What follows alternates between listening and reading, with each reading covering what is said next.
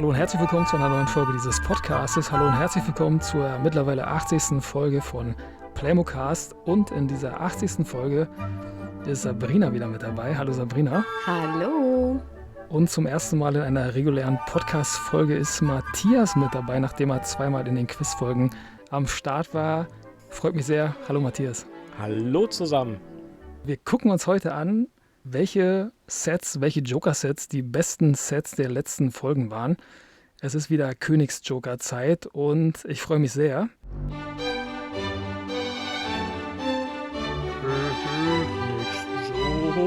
Königs-Joker.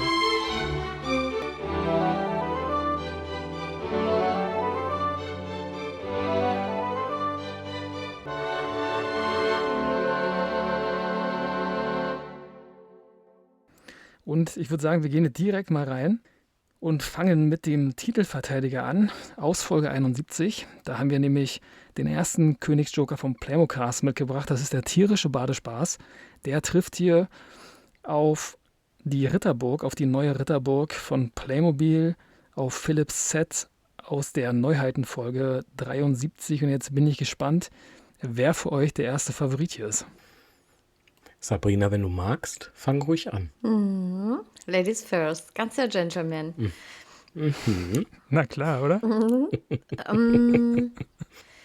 Das ist gar nicht so leicht, weil ich finde, dass die Sets einfach gar nicht so gut sich miteinander vergleichen lassen, weil sie so sehr unterschiedlich sind. Aber ich habe einen größeren Bezug zu den tierischen Badespaß und ich erinnere mich auch an das Set, weil ich in der Folge mit dabei war. Und ich habe, glaube ich, mit Ritter und Burgen nicht so viel Verbindung. Deshalb will ich den tierischen Badespaß. Ja. Matthias, gehst du da mit oder sagst du, nee, die Ritterburg-Serie ist ja richtig geil? Ja, also Ritterburg spricht mich auf jeden Fall ein bisschen mehr an als dieser wunderschöne, lustige Badespaß. Obwohl ich selber keine Ritterburg hatte früher, aber ich finde die cool, die macht was. Also die hat so einen starken Charakter und alleine von dieser Bauweise her. Und ich bin dafür, für die Ritterburg. Ja. So, Kann ich Lars, direkt treff die richtige mitgehen? Entscheidung. Kann ich wirklich direkt mitgehen. Ich finde den tierischen Badespaß schon besser als damals in beiden Folgen, also besser als in der Neuheitenfolge und dann besser als in der ersten Königs-Joker-Folge. Finde ich schon ein süßes Set, aber die Ritterburg, Philips Set, liebe Grüße Philipp, ist natürlich ein sehr, sehr geiles Set. Also muss man einfach sagen, haben die gut gemacht in der 2026er Reihe. Finde das auch optisch einfach ein Hingucker. Figuren könnten ein bisschen mehr sein, das kann man bemängeln, aber sonst finde ich das ein sehr, sehr gutes Set und deswegen steht es hier 2:1 und die Ritterburg geht schon mal ins Viertelfinale. Und dann kommen wir direkt zum Parallelset aus dieser Folge, denn in dieser 73. Folge war mein absoluter Favorit das Schwimmbad von Barbie, das jetzt frisch auf den Markt gekommen ist. Die Barbie-Reihe stelle ich in einem separaten Video nochmal vor, verlinke ich in der Folgenbeschreibung. Das ist wirklich mein absolutes Favoritenset. Und dann richtig alt aus Folge 56, das Schneemobil. Die beiden haben wir hier gegenübergestellt, also Winter gegen Sommer. Und ich bin gespannt, für wen ihr euch entscheidet. Matthias, magst du anfangen?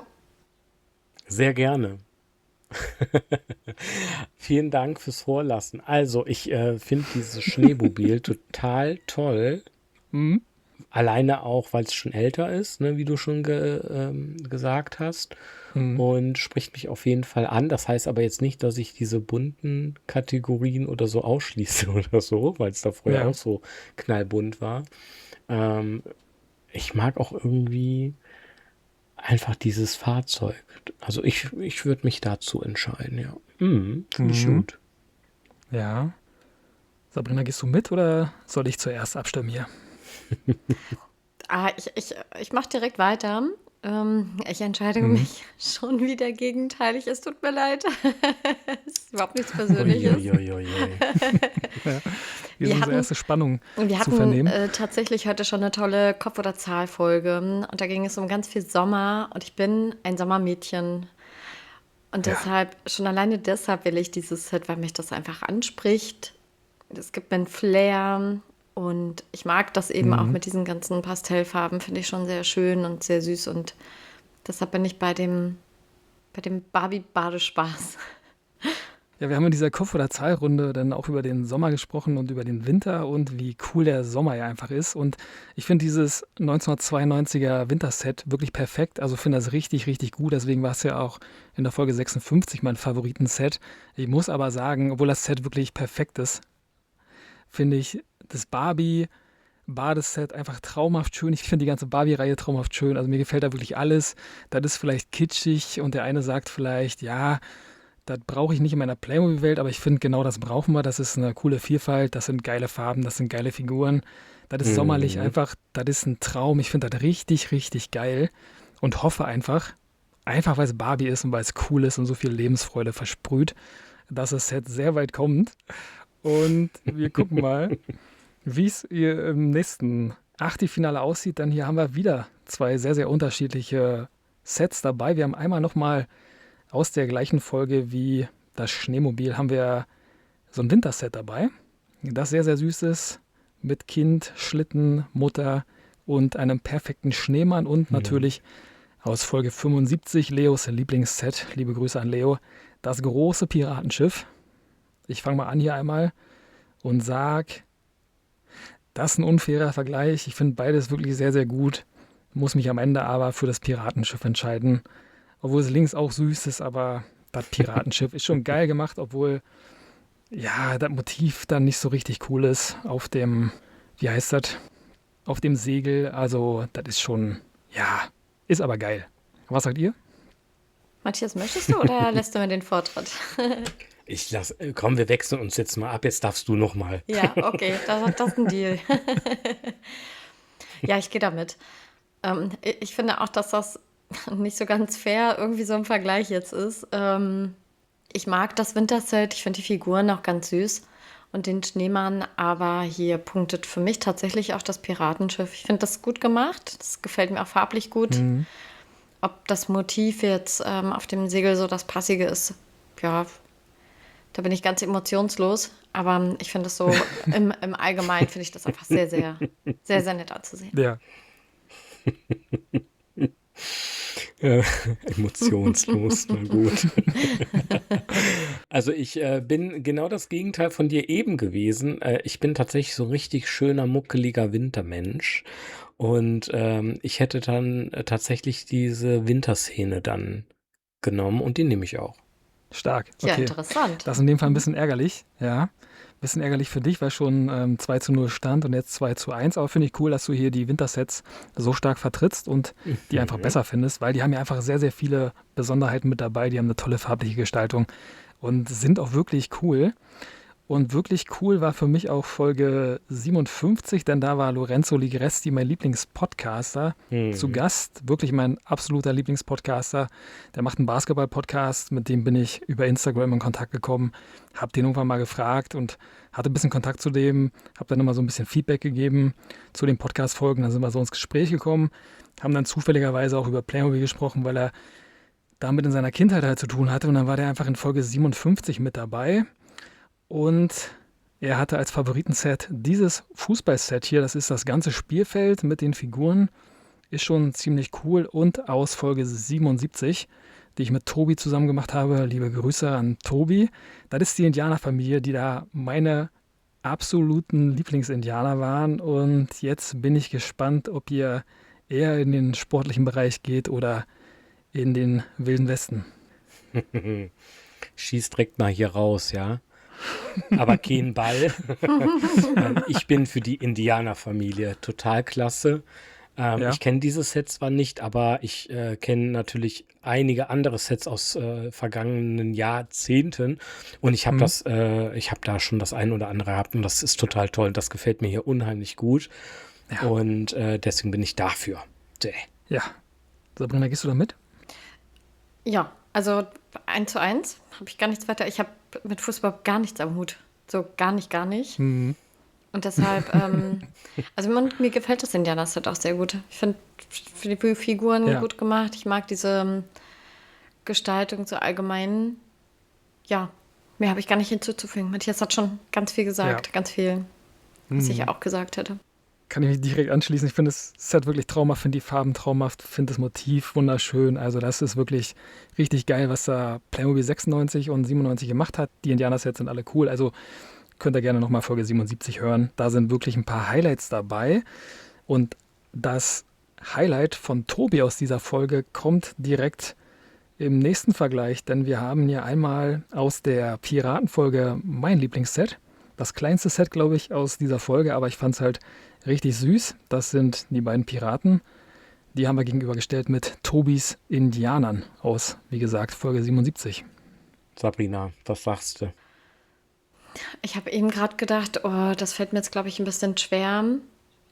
Aber ich nehme die zwei Piraten, Folge 75, Lars ist das, ne? Genau, Ja, genau. die finde ich gut gemacht.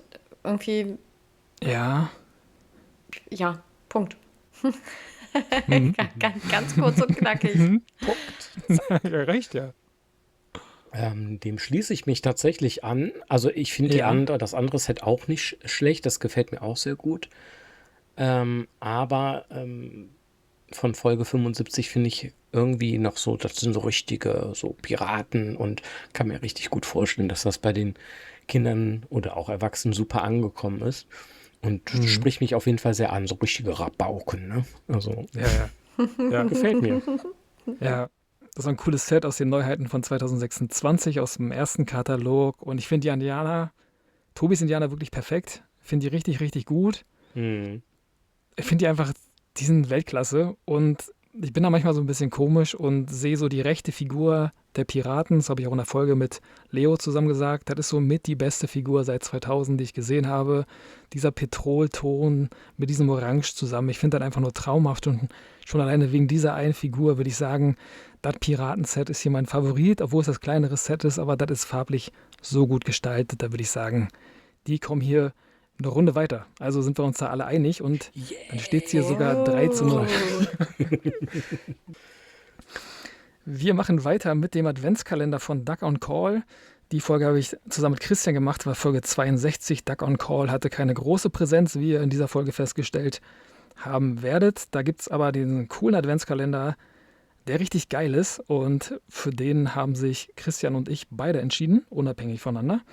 Und diesem Set gegenübergestellt haben wir, Sabrina, wir kennen es noch, Ja, den Saloon aus der letzten Folge, den Western Saloon. Ich würde mal anfangen ja. und würde sagen, bei dieser Folge 79, bei der Zeitreise ins Jahr 1976, muss man echt sagen, sind einfach ein paar coole Klassiker dabei. Das sind vielleicht nicht mehr so die modernsten Sets, ne? Also 2 Jahre nach Playmobil-Gründung, aber man muss sagen, die Gebäude sind einfach so Evergreens. Die kannst du dir immer noch hinstellen, die sehen immer noch geil aus. Ich bin großer Fan dieses Adventskalenders auf der einen Seite. Finde Duck on Call ist ein süßes Thema. Die Ente schon alleine ist ein Traum. Alles, was die an Sets so hatten, hört gerne mal die Folge. Das sind geile Sets, muss man echt durch die Bank sagen. Aber dieser Saloon ist einfach ein Traum. Deswegen würde ich sagen, kommt der Saloon hier, gerade weil es ein Western-Thema ist, eine Runde weiter für mich. Absolut. Also ich schließe mich da auch direkt an. Ja, Matthias, was lachst du? Ich wollte gerade Jiha rufen oder so. Mach mal. Warum hast du es nicht getan? Wirklich. Ich wollte nicht ins Wort fallen, also dann ist Gar dann noch kein so ein Problem. bisschen die Höflichkeit in mir. Oder so. Pass auf. Wir haben ja den Wir Vorteil, spulen nochmal dass der zurück, das Saloon kann eine Runde Lars ja weiter ist. ausschneiden. Und Stimmt. dann darfst du Oder jetzt du machst direkt das- einsteigen. Ja, oder du machst es im Viertelfinale ganz überraschend. Nochmal so ein Jiha. Ja. Wie ihr mögt. Wir können auch Okay. gerne fortführen. Okay. Also ich schließe mich direkt an. Wir hatten das Set ja schon mal besprochen und der Saloon, der ist wirklich, wirklich schön. Von den Farben, von der Aufmachung, vom Aufbau, die Figuren. Ich mag das sehr.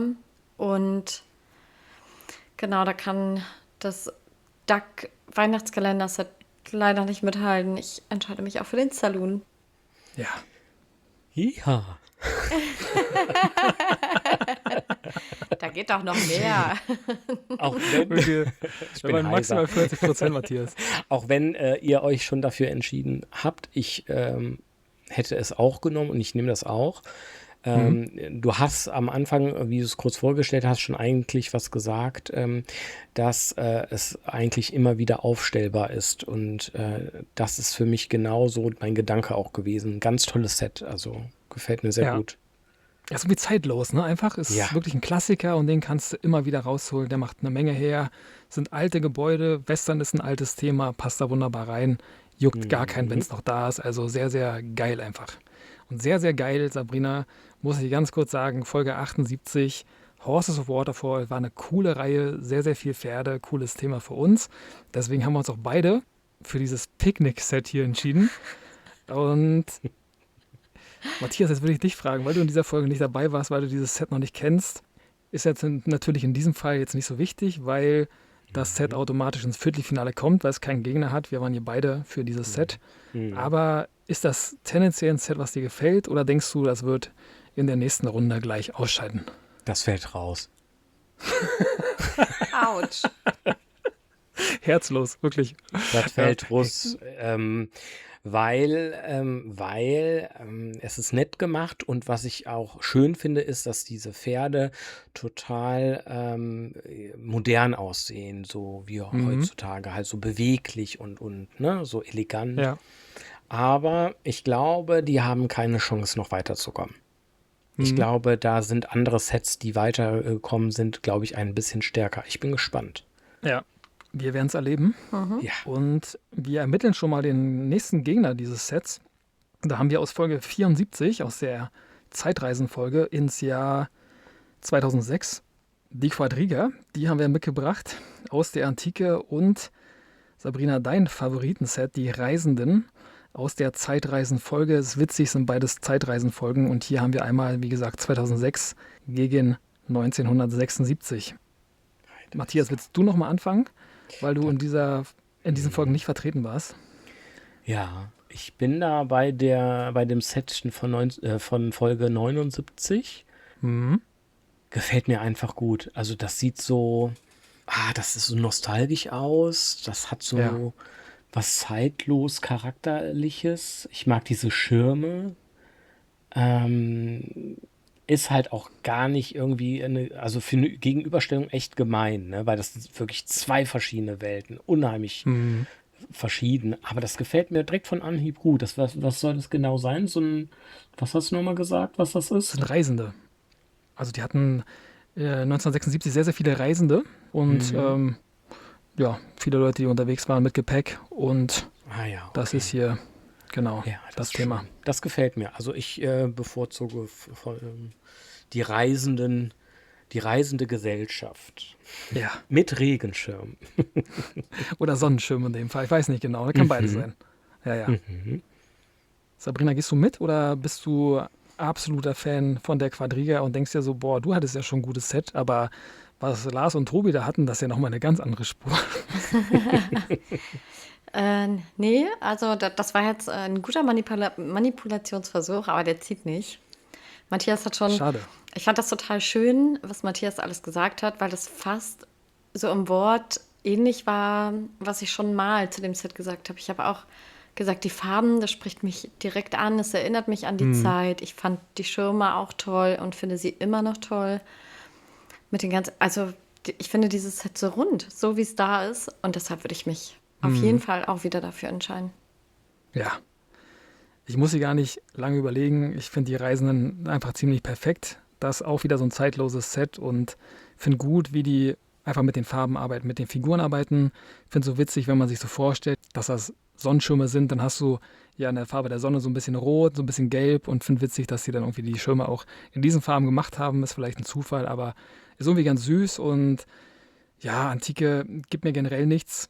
Ich finde das Set natürlich gut und sehr, sehr schön, aber aus meiner Sicht hier auch komplett chancenlos. Und deswegen steht es hier 3:0 und somit haben wir alle Viertelfinalpaarung, die wir hier haben können. Und jetzt geht es nämlich direkt weiter ins Viertelfinale und da stellen wir gegenüber die große Ritterburg mit dem Schwimmbad aus der Barbie-Reihe.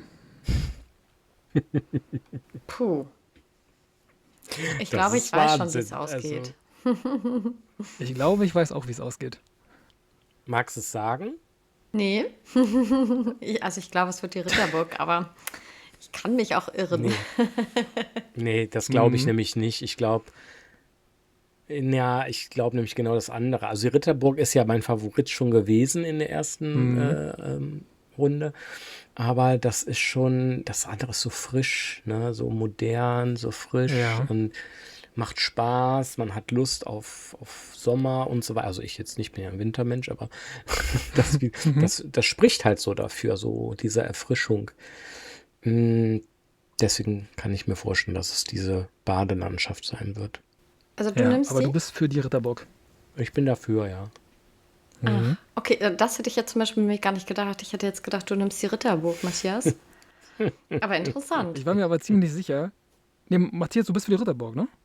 Also Nein. jetzt nicht. Jetzt bin ich für die Ah, okay, dann habe ich es. Badelandschaft. Okay, okay, wunderbar. Da ist wirklich überraschend. Ja, weil wenn ich das jetzt zum Vergleich mit dem anderen habe, wenn ich das so sagen darf, da ist ja diese Badelandschaft. Mhm. Moment. Also wir reden jetzt über die Ritterburg und über die Folge 73, diese Badegeschichte, ne? Genau. Genau, okay, dann bin ich doch auf dem Pfad. Wenn ich die beiden nebeneinander mir anschaue, dann gefällt mir das irgendwie viel besser, weil das einfach sehr frisch wirkt. Mhm. So, dann, das hat oben das andere Set eben nicht gehabt. Ja, Und deswegen ist das für mich jetzt auf jeden Fall diese Badelandschaft. Da, stark. Ja, ja, finde ich weil auch das cool. ist, das macht irgendwie was her. Im Gegensatz, die Ritterburg ist einfach zu dunkel jetzt. Mhm. Ja, vielleicht so ein bisschen kalt, ne? Vielleicht so ein Genau. bisschen distanziert irgendwie, obwohl die ja keine Aktivität haben kann. Aber ja, Sabrina, ich glaube, wir sind uns einig. Ich war mir schon, Ja, also ich habe mir schon gedacht, dass die Badelandschaft hier Chancen hat, weil das auch, glaube ich, ein Favoritenset von dir sein könnte. Ich bin großer Fan von dem Set und ich denke, du wählst auch die Badelandschaft, oder? absolut. Ja, ich gehe damit. Ja, okay, dann steht sie 3:0 im Viertelfinale und dann machen wir direkt weiter und bleiben auf dem Wasser mit dem Piratenschiff. Und das Piratenschiff stellen wir der Indianerfamilie gegenüber. Ah, das Ich finde würde ich mal fies. vorlegen. Ja, finde ich auch fies, aber ich finde, aus meiner Sicht ist das Piratenschiff absolut chancenlos. Ich finde die Indianerfamilie 10-mal besser mindestens und bin wirklich Fan dieser Familie. Finde die richtig, richtig gut. Ist natürlich hier ein bisschen ärgerlich, weil ich gegen Leos Set bin, aber ist ein gutes Set, bloß wenn ich mich entscheiden muss, was wir hier in diesem Format machen müssen, dann ist es für mich ganz klar die Indianerfamilie. Matthias, wofür entscheidest du dich? Ja, die Indianerfamilie ist für mich auf jeden Fall auch favoritfähiger als das Piratenschiff, obwohl es cool ist. Aber Lars hat eigentlich es schon sehr gut gerade erklärt, wie er das findet. Und dem kann ich mich eigentlich nur anschließen. Aber möchte auch noch mal dazu erwähnen, dass ich auch in der anderen Runde mich ja für die Indianerfamilie entschieden habe, weil ich einfach auch damit was verbinde Mhm. aus vergangenen Zeiten. Und da waren die Sets auch einfach immer wunderbar gewesen. Piraten sind auch cool, ja, auf Ja, keinen Fall jetzt schlechter oder sowas gesehen oder nicht so schön gesehen. Aber die Indianerfamilie, das hat einfach so einen richtig schönen Charakter. Und deswegen Indianer. ja, Uh, stark. Uh, Sabrina? sehr genau. schön. Ja, dann haben wir hier schon wieder eine 3-0er-Runde. Ich hatte mich vorhin ja auch für Stark, das dieses ist Set entschieden eindeutig. und ich finde das einfach genau von der Kulisse und so, es wirkt so warm und friedlich. Mhm. Das ist stark. 3:0 ist wirklich eindeutig. Also für ein Viertelfinale sehr, sehr krass, finde ich. Wir gucken mal, ob es so bleibt, denn wir haben die Piraten, das Duo-Set, gegenübergestellt mit dem Saloon aus der letzten Folge. Ja, Sabrina, willst du starten? ja, also eindeutig das Saloon. Also Ja. ich finde den perfekt. Ja, Super. Ja, genau. ja, ist so. Punkt. Hm. Punkt. Ja, Ausrufezeichen. Ja, Ja, gehe ich mit. Punkt. Haben wir alle top. den Saloon, Ja, der ist super. richtig gut. das ist Der ist cool. wirklich Das ist schön richtig einfach. auch. Das ist toll. Ja. Ja. Und dann haben wir im letzten Viertelfinale den Reitausflug, das Picknick von dir, Sabrina und mir mit deinem Reisenden-Set gegenübergestellt.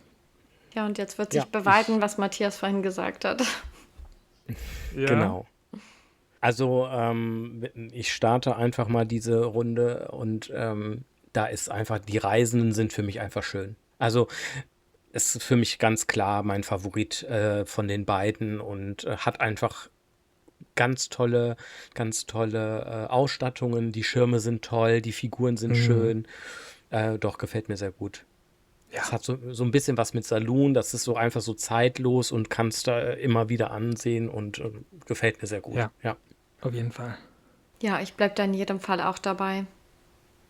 Matthias hat alles Dankeschön. gesagt, knüpfe ich direkt an. Ich mag das Set von Nas und mir auch sehr mit den Pferden und ich weiß auch noch, was wir in der Folge dazu gesprochen haben und warum wir uns dafür entschieden haben. Aber in dieser Gegenüberstellung, ja, entscheide ich mich auch für die Reisenden. Ja, ich finde es hier schwierig, weil beides wirklich gut ist. Ich finde so, das Picknick-Set ist so eins der besten, die man so aktuell finden kann. Und finde es einfach süß, ist einfach ein süßes Thema. So ein Picknick mit Pferden ist einfach ein Traum. Die Pferde sind gut gestaltet, aber ich finde auch in dem Vergleich hier aus 1976 so einen Klassiker hier rauszuhauen, der einfach immer noch Aura hat und Ausstrahlung und alles, was du so brauchst. Ich finde es auch wieder zeitlos, einfach sehr, sehr gut gestaltet und deswegen würde ich auch sagen, das ist hier so mit das beste Set, was du finden kannst und steht schon wieder 3:0. Also Toll. sehr, sehr cool. Stark. Ja, Aber ich würde gerne zu dem Picknick-Set 1 sagen. Also was ich ja total niedlich finde, ist dieser kleine Vogel auf diesem Baum. Ne? Ja. Also der ist ja wirklich schnuckelig. Das stimmt. Das muss man ja wirklich mal sagen. Ja. Ne? Also das sind so ein bisschen die Details, die mitgebracht werden. Ne? Das ist ganz süß, dass man so ein bisschen das so ist auch Raum für Kleinigkeiten hat. Ja, finde ich auch süß. Auch die Picknickdecke ist schön gestaltet. Also ist schon ein gutes Set, aber wie gesagt, Konkurrenz ist hier ein bisschen stärker und direkt im Halbfinale angekommen, vergleichen wir das Barbie-Schwimmbad mit den Indianern. Und ich würde direkt anfangen und würde sagen, das sind beides so mit meine Lieblingssets, die hier noch drin sind. Muss mich von einem verabschieden. Finde die Indianer traumhaft schön, wirklich. Und deswegen muss ich mich aber trotzdem leider gegen die Indianer entscheiden und bin hier in diesem Fall fürs Barbie-Set, weil das für mich gerade in der aktuellen Zeit ein traumhaft schöner Sommer ist, ein traumhaftes Lebensgefühl und deswegen möchte ich einfach nur beide Rutschen den ganzen Tag benutzen und dann stundenlang am Strand liegen. und du, Sabrina? Ich entscheide mich für das Indianer-Set. Ich mag das auch. Ich finde Sommer super und ich finde Rutschen super. Aber ich romantisiere einfach das Indianer-Set. Ich finde das so Ja. rund und perfekt. So, Matthias. Jetzt machst du es spannend.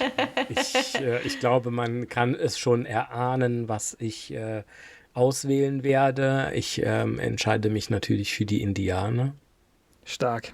Die sind wunderbar und gar kein Vergleich zu dem sommerlichen Paradies mit den Rutschen.